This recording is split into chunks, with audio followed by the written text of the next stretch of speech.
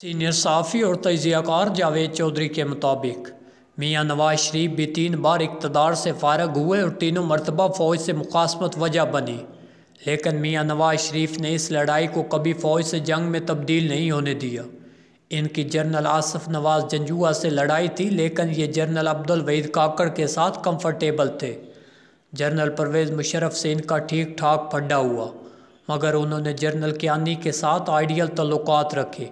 General rice शरीफ और general Bajwa के साथ इनके फासले थे, मगर ये जनरल आसिम मुनीर के साथ ठीक है। आप देख लें, ये जनरल से लड़ रहे हैं, मगर ये इस लड़ाई को इदारे के साथ लड़ाई में तब्दील नहीं होने देते। आसफ अली जरदारी हों या मौलाना फजल रहमान, वो भी इसी तरीके पर चलते हैं। जबकि इमरान खान ने जनरल बाजवा के साथ लड़ाई को फ़ौज से लड़ाई में तब्दील कर दिया। ये इस गलत फहमी का शिकार भी थे कि मैं ये जंग जीत जाऊंगा, जबकि हकीकत ये है इस खित्ते में अंग्रेज़ भी लोकल फ़ौज की मदद के बगैर दाखिल नहीं हो सका, और ये हमारा DNA है। मैं शुरू में समझता था इमरान खान का इशू सिर्फ जनरल बाजवा है, ये बाकी फ़ौज के साथ कंफर्टेबल है, जबकि जनरल बाजवा मेरी राय से इत्तफाक नहीं करते थे।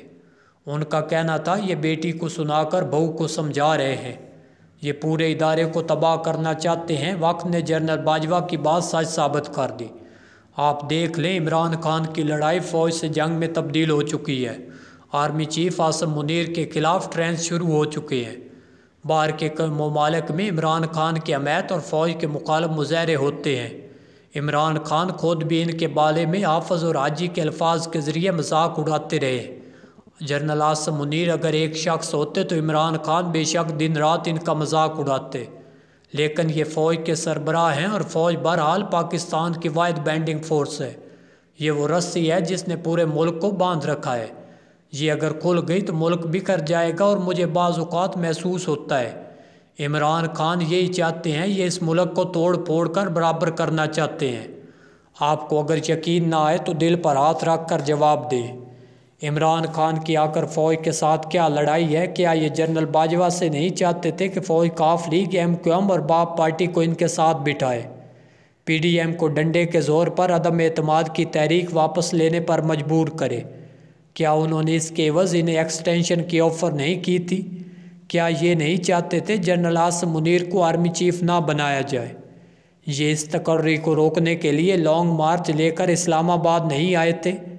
क्या ये नहीं चाहते थे वफाकी हुकूमत तोड़ दी जाए, इनकी मर्ज़ी की निगरान हुकूमत और इलेक्शन कमीशन बनाया जाए, मर्ज़ी की तारीख पर इलेक्शन कराए जाएं?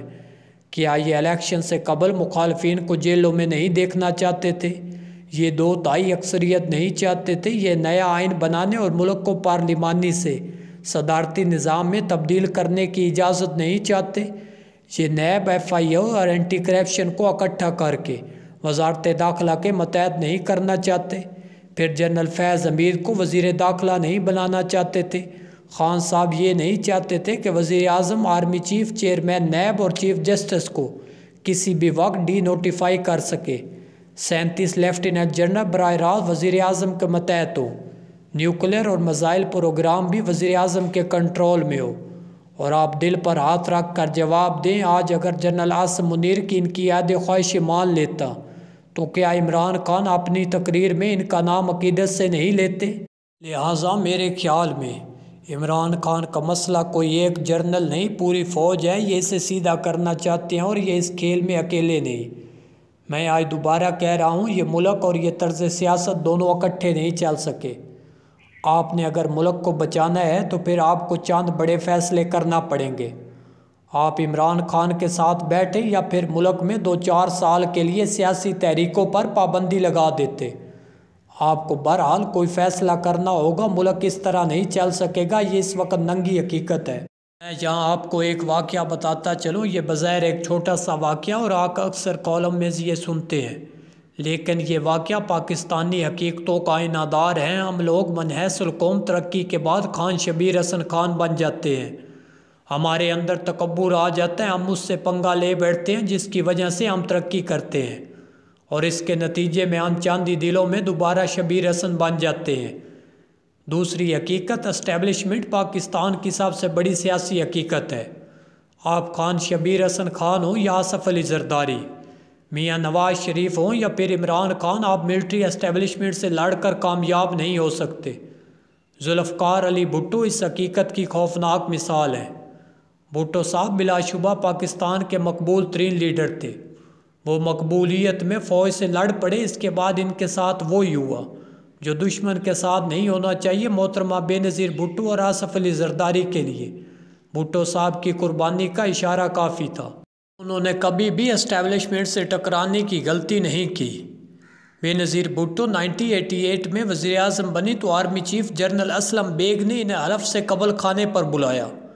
ملک ریاض اس واقعے کے گواہ ہیں۔ جنرل اسلم بیگ نے اس رات کھانے کی میز پر بے نظیر بھٹو اور آصف علی زرداری سے کہا تھا، جنرل ضیاء الحق میرے چیف تھے، میری آپ سے درخواست ہے، آپ کے دور میں ان کی فیملی کو کوئی تکلیف نہیں ہونی چاہیے، اور دوسرا میرے چیف کے خلاف کوئی بھی کارروائی نہیں ہونی چاہیے۔ یہ درخواست حکم تھا۔ بے نظیر بھٹو اور آصف علی زرداری اس حکم کو سمجھ گئے۔ آپ کو یاد ہوگا بے نظیر بھٹو کے دور میں اعجاز الحق نے جلسہ عام میں کلاشنکوف لہرا دی، انہیں گرفتار کر لیا گیا، لیکن جنرل نصیر اللہ بابر کو GHQ سے ایک فون آیا۔ اعجاز الحق 2 گھنٹے بعد گھر میں اپنی والدہ کے ساتھ چائے پی رہے تھے، جبکہ شیخ رشید اسی کیس میں 2 سال جیل رہے۔ میاں نواز شریف بھی 3 بار اقتدار سے فارغ ہوئے اور تینوں مرتبہ فوج سے مخاصمت وجہ بنی، لیکن میاں نواز شریف نے بھی اس لڑائی کو کبھی فوج سے جنگ میں تبدیل نہیں ہونے دیا۔ خان شبیر حسن خان بھی عمران خان جیسا کردار تھا۔ اس نے بھی جب فوج کی مدد سے الیکشن جیتے اور الیکشن جیتنے کے بعد ایک دن وہ پشاور روڈ سے گزر رہا تھا، سامنے سے کوئی نوجوان موٹر سائیکل پر گزرا، خان شبیر حسن خان کی گاڑی سے ٹکرا گیا۔ شبیر حسن نے نیچے اتر کر نوجوان کو پھینٹا لگا دیا۔ نوجوان اسے بتاتا رہا، میں فوج بھی ہوں، مگر شبیر حسن اس وقت دونوں سائیڈ سے خان ہو چکا تھا، اس نے فوج کا بھی احترام نہ کیا۔ شبیر حسن کے لوگوں نے اس کی موٹر سائیکل توڑ دی۔ نوجوان زخمی حالت میں اپنے میس میں پہنچ گیا، وہاں اس وقت 50 فوجی تھے، وہ اسے CO کے پاس لے گئے۔ CO نے نوجوانوں کو تسلی دے کر بھجوا دیا، مگر کسی قسم کی کارروائی نہ کی۔ نوجوان لیفٹیننٹس کا خون گرم تھا، یہ اکٹھے ہوئے، خان شبیر حسن خان کے گھر پہنچے، اسے اور اس کے کارندے کو ٹھیک ٹھاک پھینٹا لگا دیا۔ یہ خبر اگلے دن پورے ملک میں پھیل گئی۔ محمد خان جنیجو اس وقت وزیر اعظم تھے، انہوں نے جنرل ضیاء الحق سے شدید احتجاج کیا، مگر جنرل ضیاء الحق نے ہنس کر معاملہ ٹال دیا۔ اس واقعے نے بعد ازاں محمد خان جنیجو کی حکومت کی رخصتی میں اہم کردار ادا کیا۔ بہرحال 1988 میں الیکشن ہوئے، فوج اس وقت تک شبیر حسن کے خلاف ہو چکی تھی، لہٰذا اس بار 38,000 کی جگہ صرف 191 ووٹ ملے، جس کے بعد وہ خان شبیر حسن خان سے ایک بار پھر شبیر حسن ہو